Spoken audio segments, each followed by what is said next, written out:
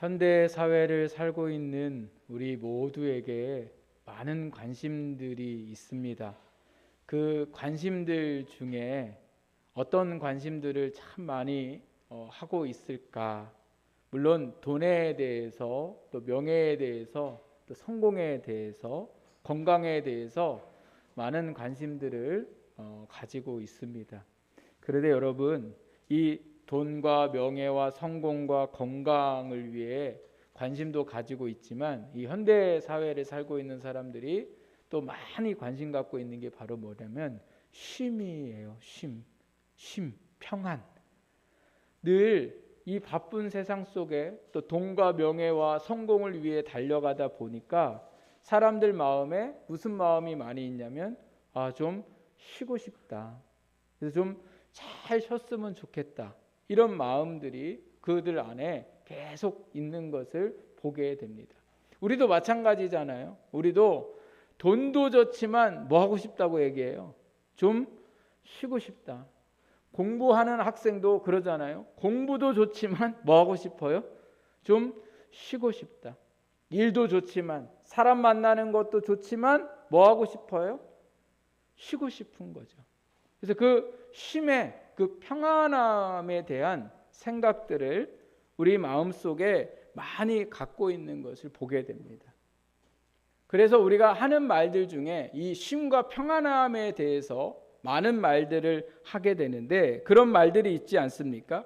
하루를 살아도 편안하게 살다가 뭐 하고 싶어요? 죽고 싶은 마음이 있는 거죠. 하루를 살아도 그냥 마음이 불편하고 힘들고 괴로우면 그 사는 게 오히려 사는 게 아닌 거죠. 또 어떤 말을 하냐면 무엇보다 뭐가 편해야 살 수 있어요? 마음이 평안해야 살 수 있다. 이런 얘기를 하게 되잖아요. 직장에 아무리 돈을 많이 주고 이렇게 해도 그 안에 뭐가 없으면요, 마음의 평안함과 쉼이 없으면 그 직장을 다니기가 어렵습니다.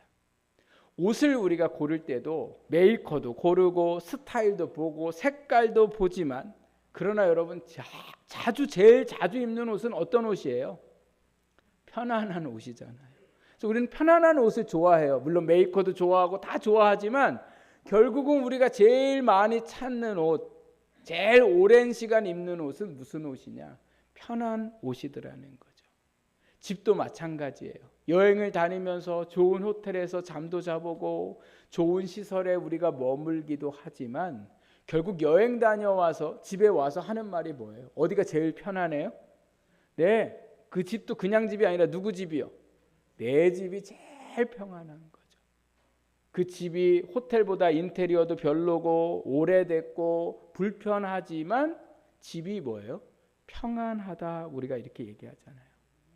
사람을 만나는 것도 마찬가지잖아요. 참 많은 사람들을 우리가 만나고 도움을 주는 사람도 있고 도와줘야 할 사람도 있지만 오늘 우리가 그렇게 수많은 사람들을 만날 때에도 제일 좋은 만남은 무슨 만남이에요? 편안한 사람과의 만남이죠. 그래서 우리는 늘 편안함 또 쉼에 대한 생각을 많이 하고 살고 있습니다. 그런데 여러분, 안타까운 건 우리가 이렇게 편안함을 정말 원하고 살지만 이 편안함이 우리에게 원하는 것처럼 쉽게 오지 않더라는 거예요. 이렇게 하면 좀 편할까? 이렇게 하면 좀 쉴 수 있을까? 생각이 되지만 우리가 생각하는 것처럼 그 쉼이 쉽게 오지 않는 거죠.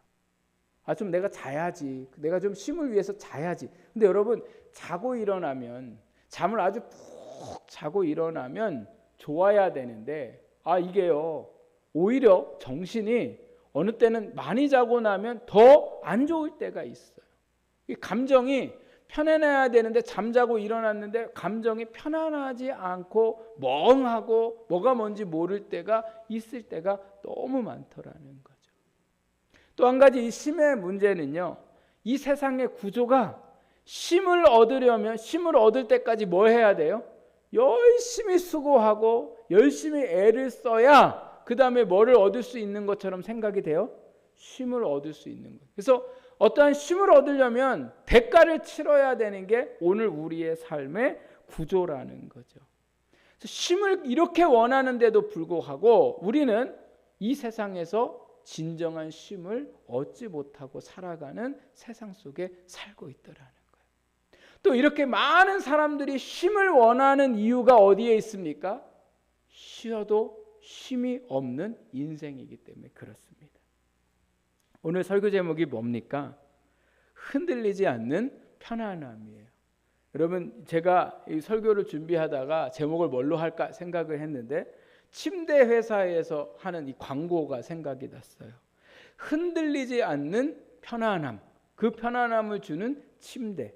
왜 흔들리지 않는 편안함이냐면요, 침대에서 같이 자는 사람이 아무리 뒤척여도 요 자기 자리에는 결코 뭐예요?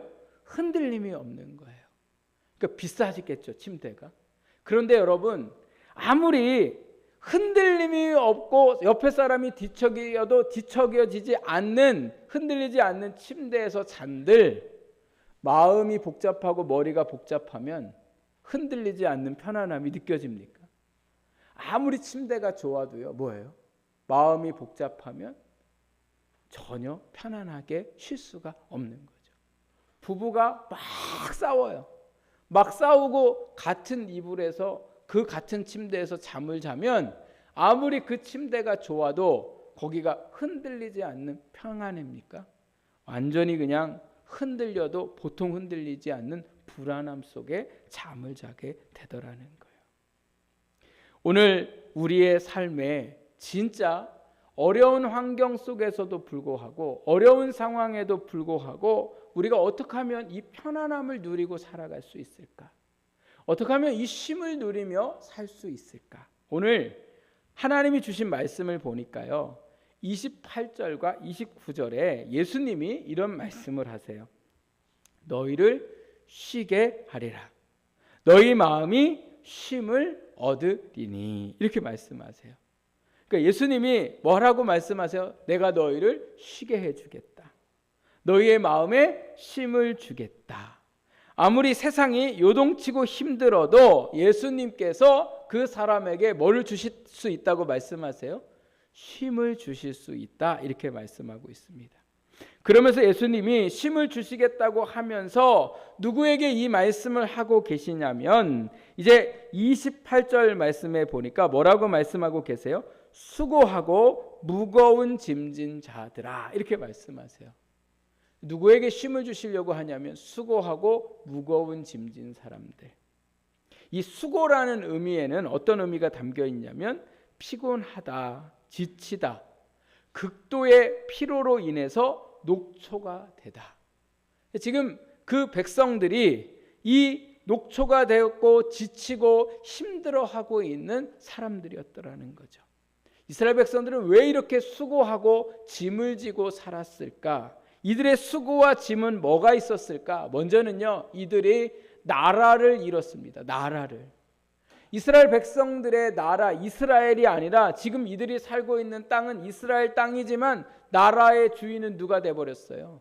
로마가 이 나라를 지배하고 있었던 시절입니다. 우리도 일본에게 나라를 빼앗겼을 때에 얼마나 힘들었습니까? 자기의 이름도 바꿔야 되고 가지고 있는 모든 재산도 뺏기고, 특히 이렇게 나라를 잃으면 누가 제일 힘듭니까? 가난한 사람들, 병든 사람들, 힘없는 사람들이요, 제일 수고하고 제일 많은 짐을 지고 살아가는 것이 그들의 인생이었더라는 거죠. 그래서 이스라엘 백성들이요, 이렇게 수고하고 짐을 지는 고단한 삶을 지금 살고 있었더라는 거예요. 또 한 가지 이들에게 있는 수고함과 짐이 무엇이었냐면요, 종교적으로 받고 있는 수고와 짐이었습니다. 유대교는 하나님께서 모세에게 말씀하신 그 말씀을 율법으로 만들어 가지고요, 그 말씀에 대해서 요건 요렇게 지켜야 되고 저렇게 지켜야 되고 아주 세세하게 나누어서 그것을 지키도록 강요했습니다. 그런데 그렇게 지키도록 강요한 사람들은 자기들도 지키지 못함에도 백성들에게 계속 그러한 삶을 살도록 강요를 했고, 그러한 삶을 살지 못하면 죄인 취급하게 되었습니다. 그래서 사람들이 늘 율법을 지키지 못하면서도 불구하고 율법을 지키지 못하는 것에 대한 짐이 그들에게 지어져 있어서 그 율법에 수고하고 짐을 지며 살게 되었습니다. 이러한 사람들, 그리고 이 밖에 또 가난에 짐을 지고 수고를 하고 질병에 짐을 지고 수고를 하고 죄에 눌려서 살던 이 사람들에게 예수님께서 뭐라고 말씀하고 계세요? 수고하고 무거운 짐진 자들아, 내가 너희를 쉬게 해 주겠다, 이렇게 말씀하고 계시죠. 근데 여러분, 예수님이 누구시기에 쉼을 주신다고, 평안함을 주신다고 말씀하시는 걸까요? 오늘 25절에서 27절 말씀에 보면 예수님이 하나님 앞에 기도를 하시는데 그 기도의 내용이 무슨 내용이냐면 하나님과 예수님의 관계에 대해서 말씀하고 계세요. 하나님과 예수님의 관계는 어떤 관계예요? 아버지와 아들의 관계예요. 그 아버지와 아들의 관계 속에 하나님께서 아들 되신 예수님께 27절 말씀에 보면 예수님이 이렇게 얘기하세요. 내 아버지께서 모든 것을 내게 주셨다, 이렇게 말씀하세요. 하나님이 가지고 계신 모든 권리와 권능과 능력을 누구에게 주셨다고요? 예수님께 주셔서 그 땅에 계신 예수님이 하나님의 행하신 그 모든 것들을 뭐예요? 하실 수 있게 되었더라. 하나님이 이 땅을 창조하셨을 때에 뭐도 창조하셨어요? 제일 일곱째 되는 날 뭐 하셨어요? 안식하셨다. 그래서 안식일을 창조하셨어요. 안식의 뜻이 뭐예요? 쉼과 평안이에요. 그러니까 이 세상에 우리의 쉼, 평안함을 생각할 때에 여기에도 쉼이 있고 저기에도 쉼이 있는 것 같지만 이 땅에 쉼과 안식을 만드신 분, 평안함을 만드신 분은 누구세요? 하나님이신 거예요. 그러니까 진정한 쉼과 평안함은 누구에게 있어요? 하나님께 있는 거죠. 그 하나님의 안식과 쉼이, 평안함이 오늘 누구에게 주어진 거예요? 예수님께 주셨다는 거예요. 그래서 예수님만이 그 땅에서 진정한 쉼과 평안함을 주시는 것이 바로 예수님이셨습니다. 안식일의 주인이 하나님이셨듯이 당시에 그 쉼과 평안함의 주인은 누구세요? 예수님이셨다는 거예요. 그래서 예수님만이 진정한 쉼을 주실 수 있음을 말씀하고 계십니다. 그 예수님이 주시는 진정한 쉼은 무엇일까? 그것은 바로 구원이라는 쉼이었습니다. 우리의 영혼뿐만 아니라 우리의 인생의 전체를 죄와 사망과 죽음과 그리고 오늘 우리가 닥친 그 모든 인생의 아픔과 괴로움과 무거움을 뭐예요? 구원하시는 그 예수님의 구원이 바로 우리의 삶에 뭐를 얻게 하세요? 쉼을 얻게 하시고 평안함을 얻게 하시는 줄 믿습니다. 그래서 예수님이 십자가에서 돌아가서 죽으시고 난 다음에 부활하시고 나서 제자들에게 찾아왔는데 제자들은 뭐 하고 있어요? 두려워서 문 잠가 놓고서는 떨고 있잖아요. 혹시라도 자기들이 발견돼서 죽을까 봐. 그런데 예수님이 그 두려워하고 무서워하는 제자들에게 오셔서 제일 먼저 말씀하신 게 뭐예요? 너희에게 뭐가 있을지어다? 평강이 있을지어다. 아니, 지금 자기들이 잡혀 죽을 것 같은데 그런 상황에 예수님이 주시는 평강은 바로 뭐예요? 예수님 자체. 부활하신 예수님이 곧 뭐가 되시는 거예요? 평강이 되시는 거죠. 주님이 계시고 주님이 앞에 있고 주님이 함께하는 그 자체가 제자들에게는 뭐예요? 평강의 역사가 일어나게 되는 겁니다. 그래서 우리에게 쉼을 주시고 평안함을 주시는 분은 바로 누구세요? 예수님이시라는 거죠. 그래서 찬양 중에요, 내가 주인 삼음이라는 그런 찬양이 있는데 그 찬양 가사의 후렴에 보면 이렇게 나옵니다. 주사랑 거친 풍랑에도 깊은 바다처럼 나를 잠잠케 해.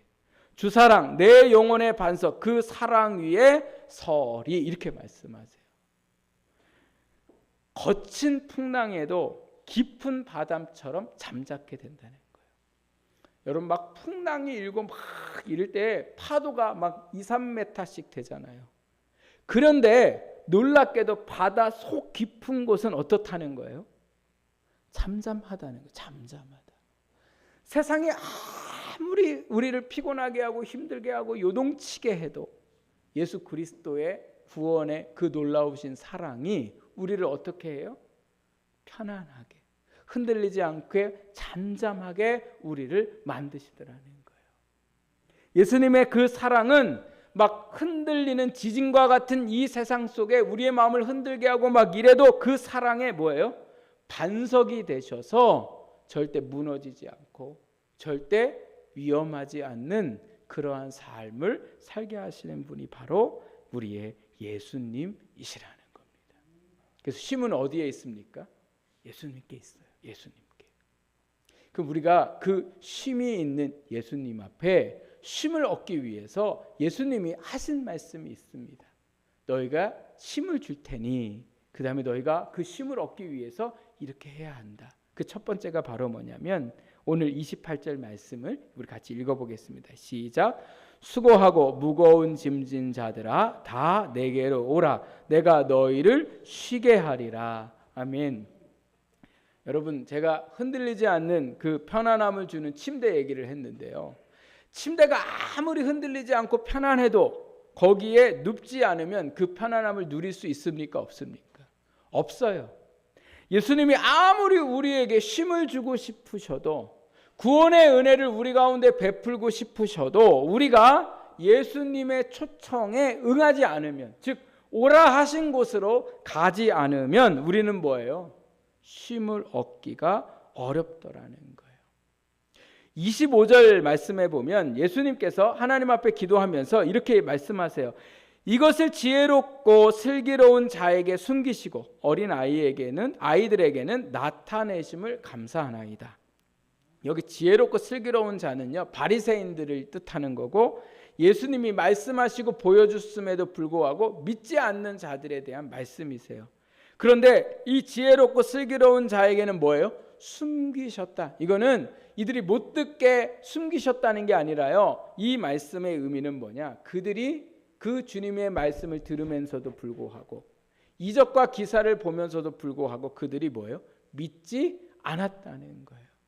그런데 어린아이들은 제자들과 예수님을 믿었던 사람들이에요. 그 제자들에게는 뭐예요? 나타나셨다 이렇게 말씀하세요. 말씀대로 역사하셨음을 말씀하고 있는 거예요. 그래서 여러분, 중요한 건 예수 그리스도의 놀라우신 구원의 은혜는 우리 모두에게 동일하게 일어납니다. 그러나 누구에게는 숨겨지고 누구에게는 나타납니까? 예수님의 말씀을 믿는 자들에게는 뭐예요? 나타나고 드러나고. 그러나 예수님의 말씀을 믿지 않는 사람은 아무리 들어도 그것을 뭐예요? 믿지 못하는 일들이 일어나게 되더라는 거죠. 그래서 오늘 우리는 어떻게 해야 돼요? 주님이 우리의 삶의 쉼이 되시고 우리의 마음에 쉼을 주시는 분으로 믿고 우리에게 쉼을 주시는 그분에게 매일 어떻게 해야 돼요? 나아가는 저와 여러분의 삶이 되어야 되는 거죠. 내가 너무 수고하고 내가 너무 인생이 무거워요. 지금 내가 너무 괴로워요. 그러면 우리는 어떻게 해야 돼요? 주님 앞으로 가야 되는 거예요. 왜요? 쉼이 주님 앞에 있기 때문에 그렇죠. 그런데 안타깝게도 우리는 주님 앞으로 나가는 게 아니라 엉뚱한 곳으로 갈 때가 많더라는 거예요. 쉼을 얻으려고 술을 먹기도 하고 또 음란을 찾아가기도 하고 또 맛있는 것을 먹으면 쉼이 온다고 생각하고 또 어떤 분들은 무당을 찾아가는 분들도 있는 것을 보게 됩니다. 제가 가끔 교회에서 사역을 하다 보면 이런 분들을 만날 때가 있어요. 교사를 하고 구역장을 하고 이래서 너무 이제 지치고 힘드는 거죠. 왜냐하면 뭔가 이렇게 열심히 했으면 뭔가 좀 이 아이들과 하여튼 우리 구역 식구들과 뭐가 좀 이렇게 좀 잘 되고 막 이래야 되는데 이게 완전히 그냥 잘 안 되는 것 같은 거죠. 또 내 자신도 그러다 보니까 믿음으로 그렇게 행하지 못하는 것처럼 생각이 되는 거예요. 그래서 이분들의 결론은 뭐냐? 그만두겠다니 그만두겠다. 여기를 떠나버리겠다. 교회를 떠난다는 건 아니지만 내 맡겨진 그 직분을 내가 그만 내려놓겠다 이렇게 얘기하죠. 그런데 오늘 예수님은 뭐라고 얘기하세요? 내게 오라 말씀하세요. 힘들던 사역을 다 내려놓고 쉬는 게 아니라 누구에게 와야 된다는 거예요. 주님 앞에 가지고 나와서 주님을 의지하고 그 주님을 바라볼 때에 그 삶에 뭐예요? 쉼을 얻게 되는 거죠. 어려움을 자꾸 내려놓는 게 쉼이 아니라 그 어려움을 가지고 누구에게 가는 게 쉼이에요. 주님 앞에 가지고 나가는 것이 쉼이라는 거예요. 어떤 분들은 예수님한테 쉼이 있는 것을 알아요. 평안이 있는 것을 알아요. 그런데 문제는 아는 것에 그치고 나가지를 못해요. 이게 오늘 우리의 삶에 쉼을 얻지 못하는 이유입니다. 그런데 오늘 예수님은 뭐라고 말씀하세요? 내게 오라 이렇게 말씀하세요. 내게 오라. 여러분 정말 우리의 삶에 쉼이 있기를 원한다면, 오늘 우리의 인생이 수고스럽고 짐에 치여서 살고 있다면 오늘 우리는 쉴 새 없이 그 짐을 가지고 누구에게 나아가야 돼요? 예수님께 나아가야 되는 거죠. 그럴 때에 주님이 우리에게 진정한 쉼을 주시는 거죠. 자, 제가요 이 쉼에 대해서 설교를 준비하는데 이번 주처럼 마음이 복잡하고 힘든 적이 없었던 것 같아요.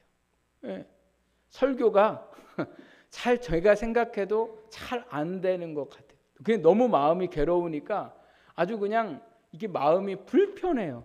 너무 제가 이상한 거예요. 아니 쉼을 설교해야 되는데 제 마음에 부담이 있고 부담이 있으니까 약간 이렇게 히스테리적으로 사람이 이렇게 바뀌니까 말해도 이렇게 약간 그냥 좋게 얘기가 안 나오고 내가 왜 이럴까? 예? 그럼 이때 쉼을 얻으려면 어떻게 해야 돼요? 오늘 설교 안 합니다. 그렇게 해야 되죠. 그죠? 그래야 쉼을 얻잖아요. 설교가 짐이 되고 설교가 부담이 되는데 내가 쉼을 얻으려면 오늘 안 해야 되는 거잖아요. 우리의 생각으로는. 그래서 제가 어떻게 해요? 주님 앞에 가지고 나가요. 주님, 제가 마음이 편치 않습니다. 어제 하늘 보셨어요? 하늘에 그냥 온종일 안개가 껴 있어요. 지금 제 안에 안개가 껴 있어서 주님 제가 쉼을 얘기하고 싶은데 제 안에 쉼이 없네요. 주님 쉼이 없는 제 마음을 좀 구원해 주십시오. 제 안에 주님의 평안으로 채워 주십시오. 어제 저녁에 늦게까지 계속 제가 되뇌이며 기도했던 것이 바로 주님 안에 평강을 얻기 위한 마음이었어요. 주님이 그 기도 가운데 저에게 편안한 마음을 주셨고, 복음서 말씀에 보면 12해를 혈루증으로 앓고 있는 여인이 나오잖아요.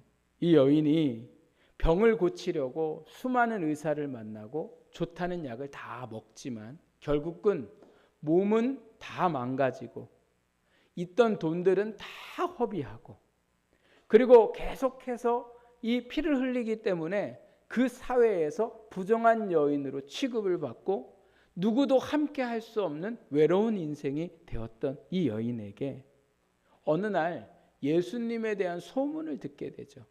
근데 그 소문이 뭔지 몰라요. 자세히 나와 있지 않지만 중요한 건 예수님에 대한 소문을 듣고 이 여인이 어떻게 했습니까?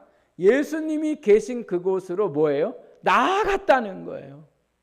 나갈 수 있는 상황이 아니에요. 이 여인이 밖에 나아가면 돌 맞아 죽을 수 있는 그런 사회적인 현실 속에 있었지만 이 여인이 인생의 수고와 짐을 가지고 누구에게 나아갔어요?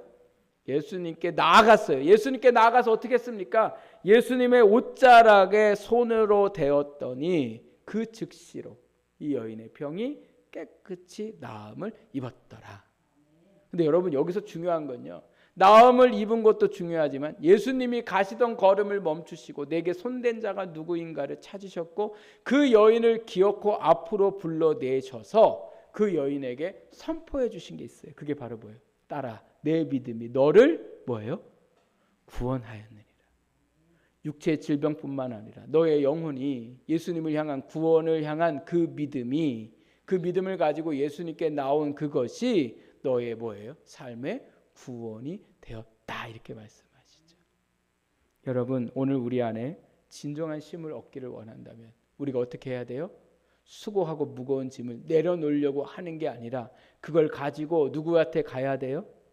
예수님께 가는 우리의 삶이 될 때에 진정한 쉼을 우리가 누리는 역사가 일어나게 될 줄 믿습니다.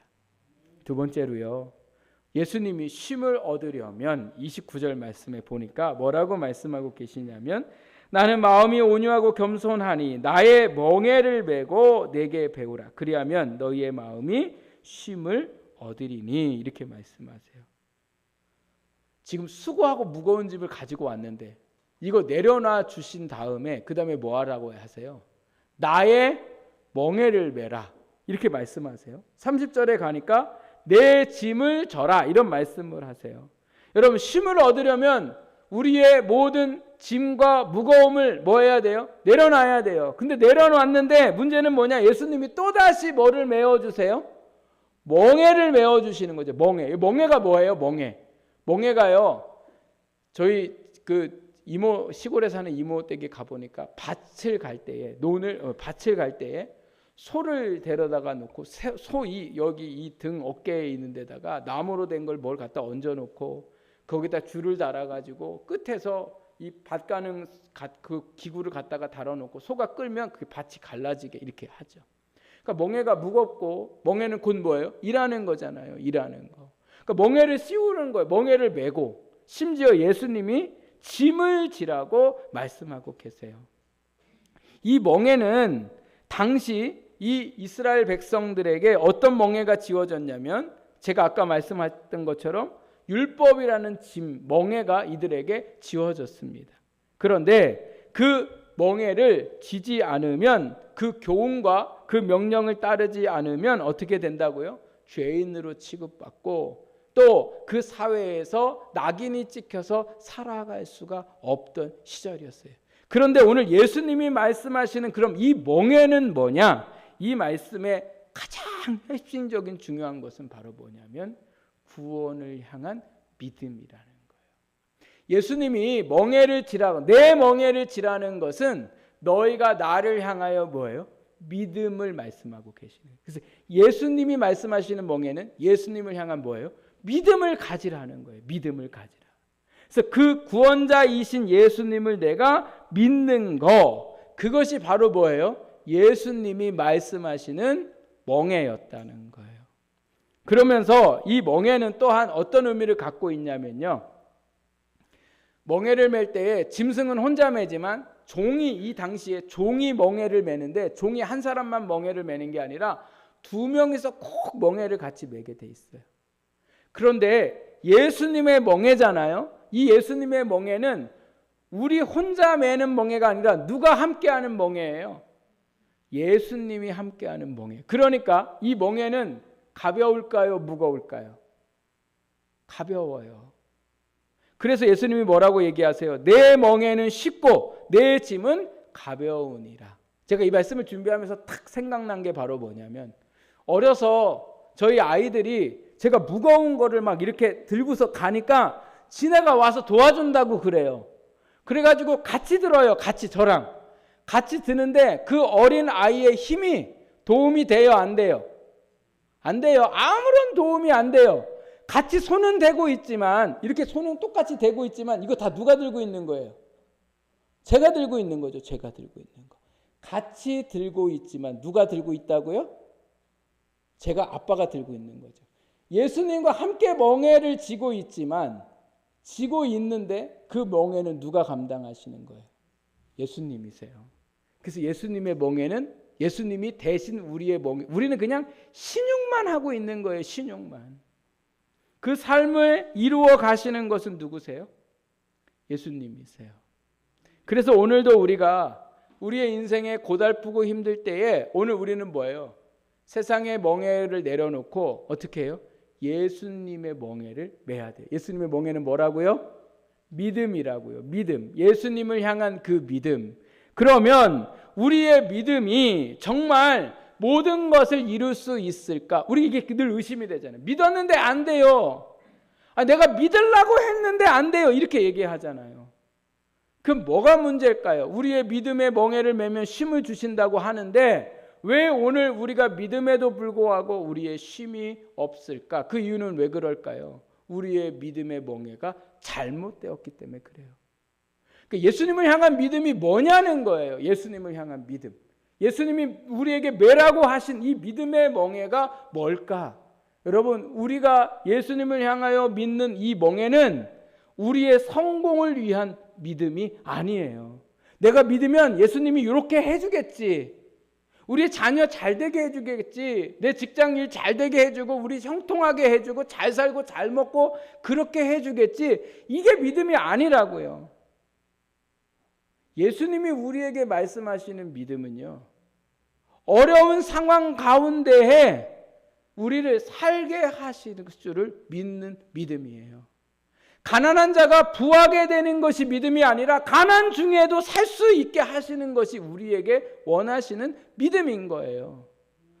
약한 자가, 병든 자가 건강해지고 깨끗이 나음을 입는 것만 믿음이 아니라 진짜 예수님이 우리에게 말씀하시는 믿음은 약한 중에도 살아갈 수 있게 하시는 믿음이라고요.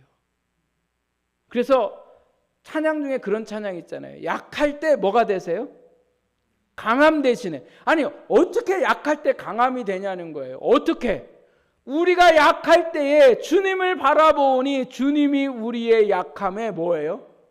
강한 삶을 살아갈 수 있도록. 그 강함은 변화되어지는 게 아니라 그 환경 속에 내가 살아갈 수 있도록 역사하시는 그 말씀이더라는 거죠. 오늘 우리의 믿음이 바로 멍에가 되었을 때에, 바른 믿음의 멍에가 되었을 때에 우리가 어떻게 해요? 그 삶에 안식을 누리며 쉼을 누리며 평안함을 누릴 줄 믿습니다. 그러니까 믿어도 안 되는 것이 아니라 오늘 우리의 믿음의 멍에를 뭐예요? 바로 해야 된다는 거예요. 자꾸 믿음을 다르게 생각하고 세상적인 성공이나 세상적인 어떤 것에 맞추어서 우리가 계속 생각한다면 결코 믿어도 우리 안에는 뭐가 없어요? 평안함이 있을 수 없음을 말씀하고 있습니다.